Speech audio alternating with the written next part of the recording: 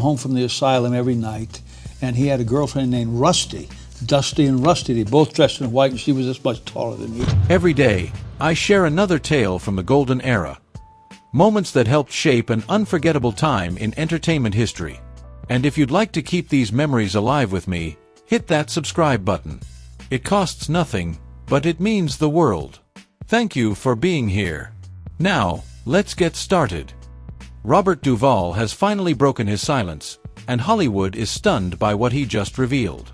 After 6 long decades, the 94-year-old legend admitted there were 4 people he simply could not stand, not even for a moment, throughout his entire career. Duvall, long regarded as the epitome of discipline, talent, and integrity, has always been Hollywood's quiet giant. Respected, admired, known for his calm and drama-free nature, he rarely let anyone see what truly lingered beneath the surface. Yet behind that cool, gentlemanly exterior were memories he tried to bury for good. Old resentments that never really faded. But now, in an interview sending shockwaves across the film world, the Oscar-winning icon, a man who defined generations of cinema, finally spoke up. For the first time, he revealed the 4 actors he simply couldn't tolerate. "I've kept my mouth shut for decades," Duvall reportedly said. "But at this age, what am I waiting for? It's time to tell the truth." His words tore through the industry like wildfire. Not just because of what he said, but who said it. Robert Duvall, the man everyone assumed would carry Hollywood's secrets to the grave. For him to speak now, after more than half a century, shows just how deep these tensions ran. Deep enough to follow him well into his 90s. According to sources close to him, these were not petty disagreements. These clashes changed films, altered performances, and even reshaped Hollywood history. Imagine how different some legendary movies might have been had there been peace on those sets. Now that Duvall has finally spoken, Hollywood is holding its breath. Everyone wants to know the same thing. Who are the 4 names?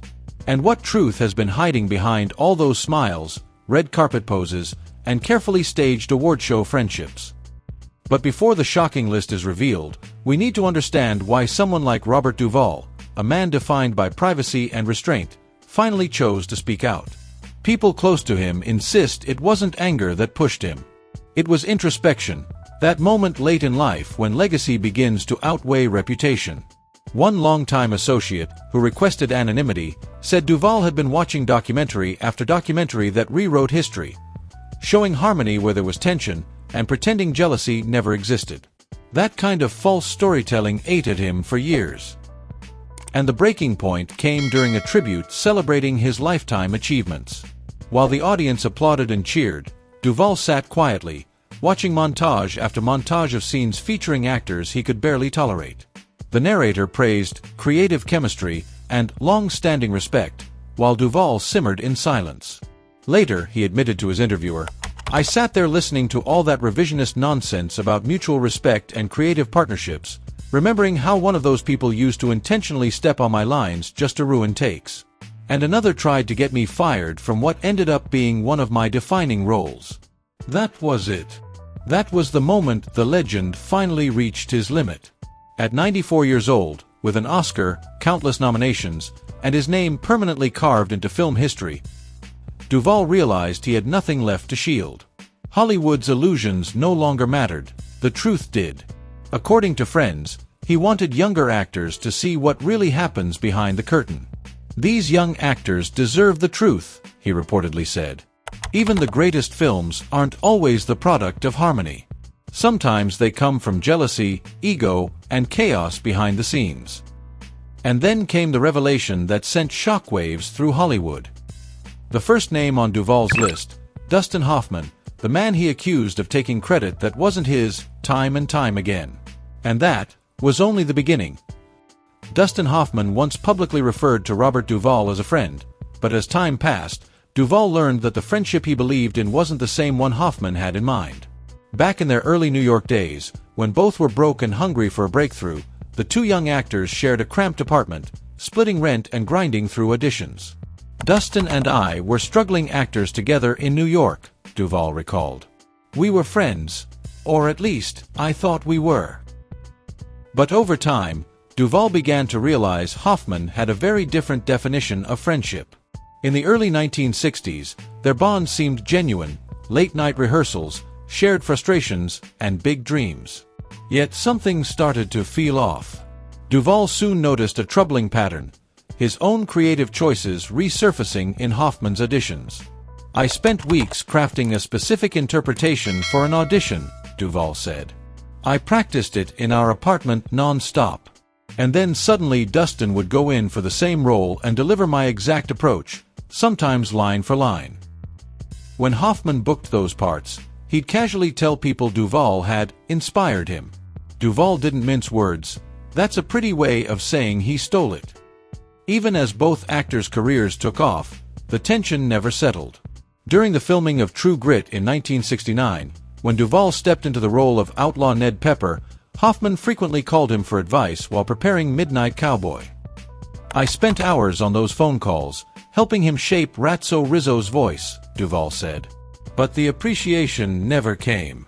Later, Duvall opened a magazine and read an interview where Hoffman claimed the voice came from studying homeless New Yorkers for months. Not a single mention of the long nights Duvall spent coaching him. "Not once did he acknowledge our conversations," Duvall said, still stunned by it. The breaking point arrived in 1971, when both men were contenders for the lead in The French Connection. Gene Hackman ultimately won the role, but what stuck with Duvall was what unfolded behind closed doors. "That was the moment I stopped taking his calls," he admitted. "I realized some people never stop taking, they just get better at pretending it's collaboration." Insiders later confirmed Duvall's version of events. Sources claimed that during the casting process, Hoffman didn't just borrow ideas, he crossed far beyond that line. According to those close to the production, Hoffman didn't stop at borrowing ideas, he allegedly went so far as to sabotage Duvall's chances altogether. Sources claim he told director William Friedkin that Duvall was difficult and uncooperative, digging up old theater stories to make his case. Duvall later reflected that this lie may have cost him a career-defining role. "That crossed a line," he said firmly. "That's when it stopped being competition and became outright sabotage." Years later, Duvall confronted Hoffman about it. Hoffman denied everything. "But I heard it straight from Friedkin himself," Duvall insisted. Despite the betrayal, Duvall never exposed Hoffman to the public. Not then. He stayed composed, shared stages with him, appeared at events, even offered polite compliments when required. His professionalism was so flawless that no one ever suspected a thing, which is exactly why this revelation hit Hollywood like a bomb. No one imagined that two of the most respected actors of their era had been carrying around a quiet, simmering hostility for decades. But as shocking as Hoffman's name was, what came next sent shockwaves through the entire industry. Duvall named a man once believed untouchable, a legend whose talent bordered on myth. The third name on his list, James Caan, competitive to the point of malice. And for Hollywood insiders, this one hurt the most. Because Duvall and Caan's on-screen chemistry in The Godfather wasn't just good, it was legendary. James Caan's fiery portrayal of Sonny Corleone and Duvall's calm, razor-focused Tom Hagen created one of the most authentic brotherly dynamics ever captured on film. "Jimmy and I built one of the most believable sibling relationships in movie history," Duvall said. "And we did it while barely speaking to each other once the cameras stopped rolling." It was acting fueled by tension, and it showed. Their issues began almost immediately, during the very first rehearsals. Both men were determined to shine in an ensemble overflowing with talent. Duvall approached each scene like a craftsman, shaping every moment with precision. Caan, in contrast, thrived on raw energy, sometimes too much of it. "Jimmy was competitive to the point of malice," Duvall recalled. "He tried to outshine everyone, especially me." Whenever Duvall had a key line, Caan would suddenly start tapping his fingers, fiddling with props, making exaggerated expressions, anything to steal focus and redirect the audience's attention. That underlying conflict came to a head during the iconic family meeting scene, where the Corleones debate going to war. The intensity audiences saw on screen was real, pure rivalry simmering beneath the surface. Hollywood had no idea the remarkable chemistry was being fueled by a competition so fierce it nearly derailed the film's magic. Things finally reached a boiling point when Duvall was quietly discussing Tom Hagen's motivations with director Francis Ford Coppola. Kahn barged in with a smirk and made a dismissive jab about overthinking a glorified secretary role. "That was the moment I decided we would never be friends," Duvall said. From that day on, he made a choice. Tom Hagen would always watch Sonny with a cautious eye, in every scene, every exchange. And that detail, born from real tension, gave their on-screen relationship the authentic edge fans still talk about today. It was exactly what a calm strategist like Hagen would do around an impulsive, volatile personality like Sonny. What shocks people most is how flawlessly the two hid their feud. For decades, Duvall and Kahn fooled everyone, smiling at reunions, cracking jokes in interviews, radiating brotherly warmth on red carpets. They performed off-screen just as convincingly as they did on-screen. "When we were promoting the film, we both knew what was at stake," Duvall explained. "We weren't going to let personal issues damage something that important.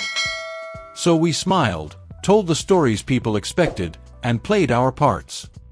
According to Duvall, that was real acting, the kind that doesn't win Oscars, but earns something far more meaningful: respect. That quiet professionalism, that choice to protect the work despite private resentment, said more about Duvall's character than any trophy ever could.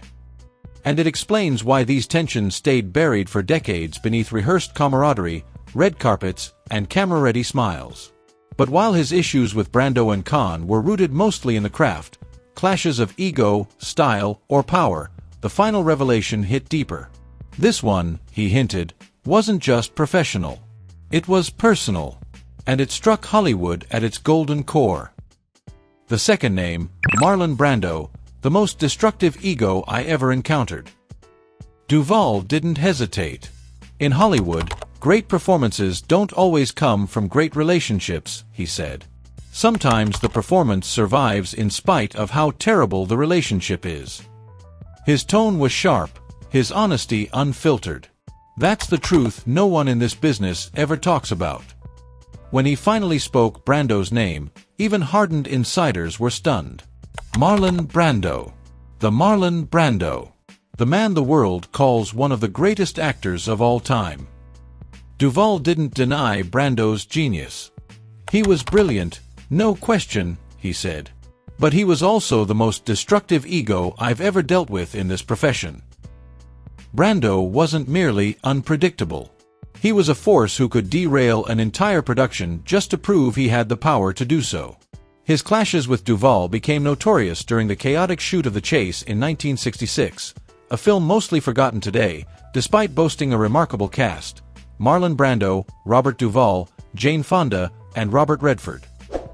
But behind those glossy movie posters was a psychological battlefield, one that would permanently change Duvall's understanding of acting, fame, and professional respect. Duvall revealed one of Brando's most destructive habits. He would deliberately change his performance in every single take, making the footage nearly impossible to edit together. If Brando didn't like the director's vision, Duvall said, he would intentionally sabotage the shots involving other actors, ruining their performances just to assert control. Brando insisted he was protecting the integrity of the performance. Duvall, however, called it what it truly was: professional sabotage.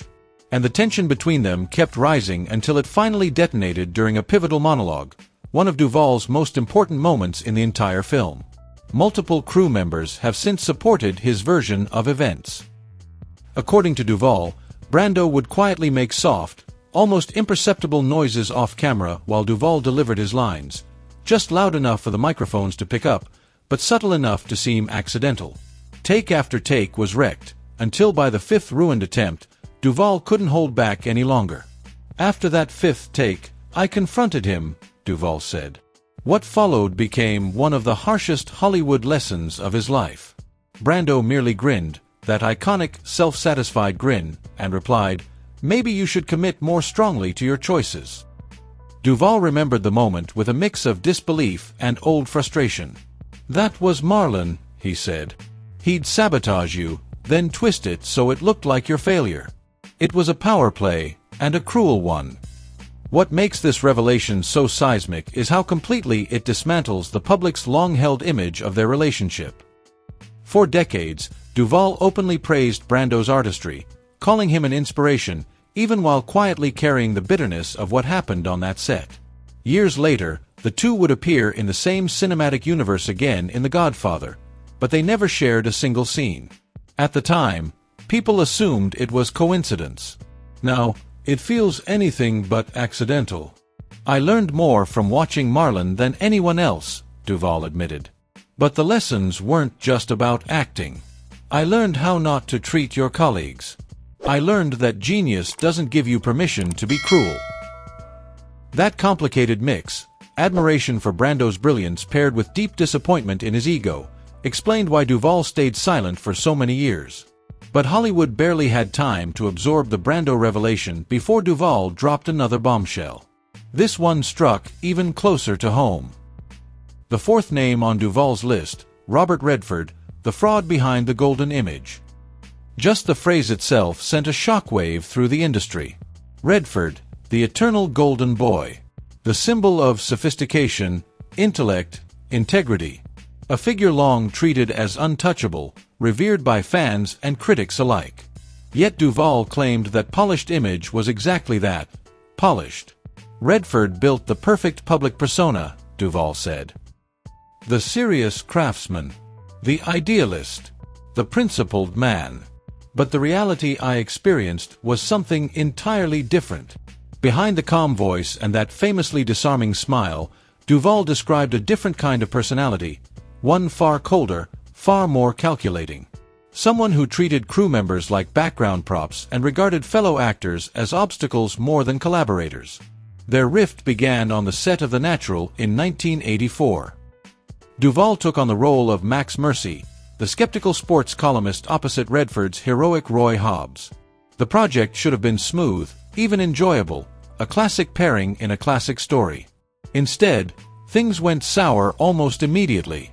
Duvall said he started seeing behavior he couldn't ignore. Entire departments waiting around for hours while Redford handled business. Not deep artistic concentration, but long stretches on the phone, taking care of deals while dozens of people stood idle. He'd keep the crew waiting endlessly, Duvall recalled. Not because he was caught up in the performance.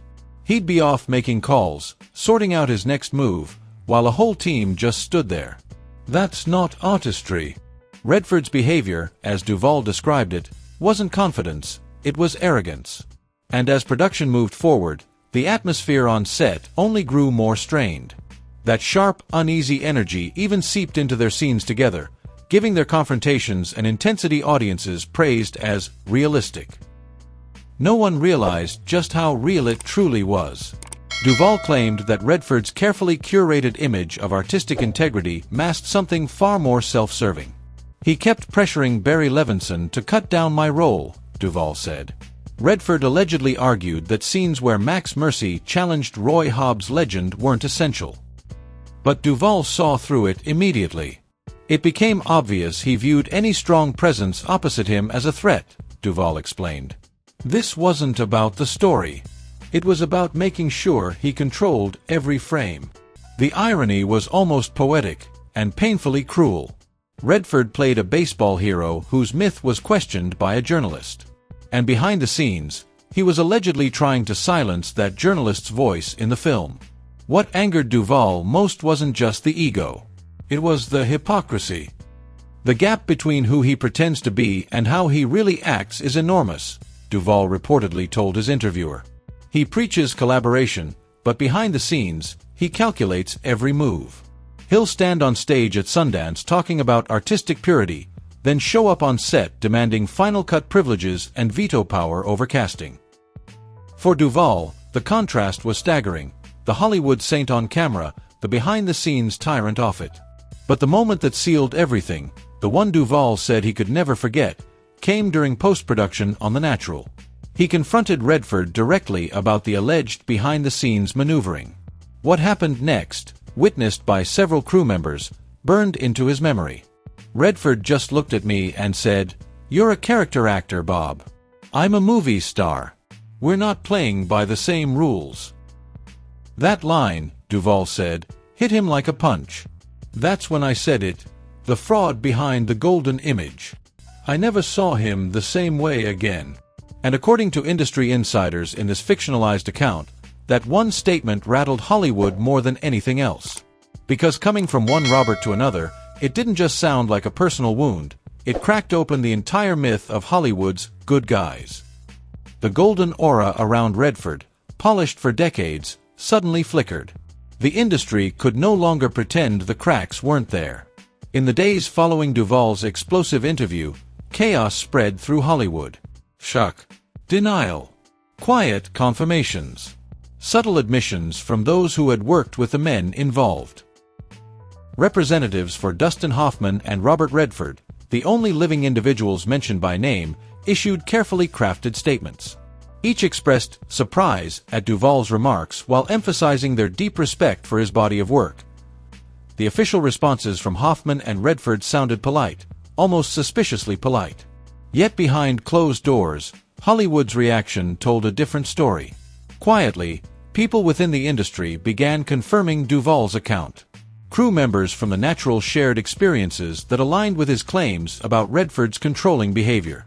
A former assistant director from The Godfather acknowledged the undeniable tension between Duvall and James Caan. And when Francis Ford Coppola was asked about it, his answer was subtle but revealing. The on-screen chemistry audiences admired often emerged from deeply complicated off-screen relationships. That one line was as close to a public confirmation as Hollywood ever gives. The ripple effect continued. Sources close to Duvall said that several well-known actors reached out to thank him privately. One reportedly said, "He finally said what so many of us have wanted to say for years." For them, Duvall's honesty wasn't an attack, it was a release. And for Duvall himself, the truth seemed to lift a weight he'd carried for decades.